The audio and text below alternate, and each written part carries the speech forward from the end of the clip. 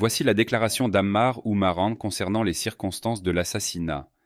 Déclaration d'Ammar Oumaran sur l'assassinat d'Aban et Ramdan et les sessions originales du congrès de la Soummam. L'assassinat d'Aban était une idée partagée entre Boussouf et Krim Belkacem. Ce document de 10 pages, signé par Oumaran à Tunis le 15 août 1958, relate les motifs et les raisons ayant conduit à l'élimination physique d'Aban Ramdan. Le récit commence par une réunion de 3 jours et 3 nuits à Tunis, réunissant Ben Tobal, Krim et Mahmoud Chérif. Ces derniers ont ensuite accompagné Aban à Tétouan, où ils furent accueillis par Boussouf, qui s'est chargé de l'élimination d'Aban, conformément à la déclaration. À la première lecture de ce document, on comprend qu'Oumaran l'a rédigé pour se disculper du sang d'Aban, bien qu'il ait été au courant, ainsi que les membres de la commission de coordination et d'exécution, CCE, du moins les militaires, des intentions de Boussouf, ce qui se confirme dans les positions de ses membres au fil de la déclaration. Il ressort du témoignage qu'Aban a été éliminé physiquement en raison des rumeurs démoralisantes et destructrices qu'il diffusait en Tunisie et aux frontières.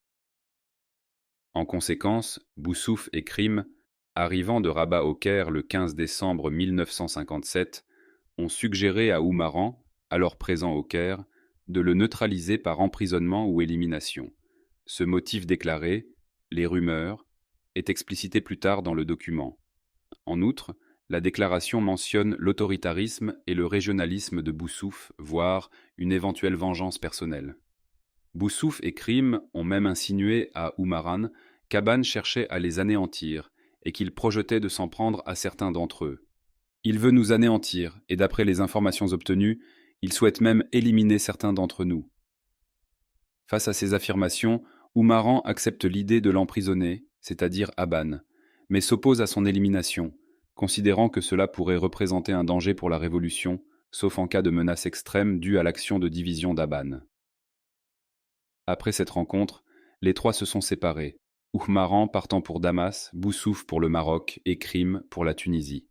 À son retour à Tunis le 25 décembre 1957, Ben Tobal informe Oumaran que Krim et Mahmoud Chérif ont accompagné Aban au Maroc chez Boussouf dans le but de l'emprisonner et non de l'éliminer physiquement. Cependant, il ajoute « Malgré cette décision, je crains que Boussouf n'agisse contre notre volonté. » À leur arrivée au Maroc, Boussouf les accueille à l'aéroport de Tétouan. Krim informe Boussouf de la décision prise à Tunis par le comité d'exécution et de coordination, représenté par Ben Tobal, Krim et Mahmoud Chérif. Mais Boussouf, furieux, déclare « Aban mourra ». À Tétouan, Boussouf isole Krim et Mahmoud Chérif dans une villa, tandis qu'il conduit Aban dans une autre villa.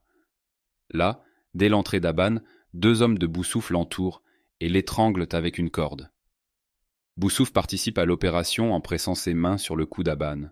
Plus tard, Boussouf rejoint Krim et Mahmoud Chérif dans leur villa et leur demande d'aller vérifier la mort d'Aban, qu'ils trouvent allongé, mort, sur le sol. C'est le récit de Krim et Oumaran après leur retour à Tunis.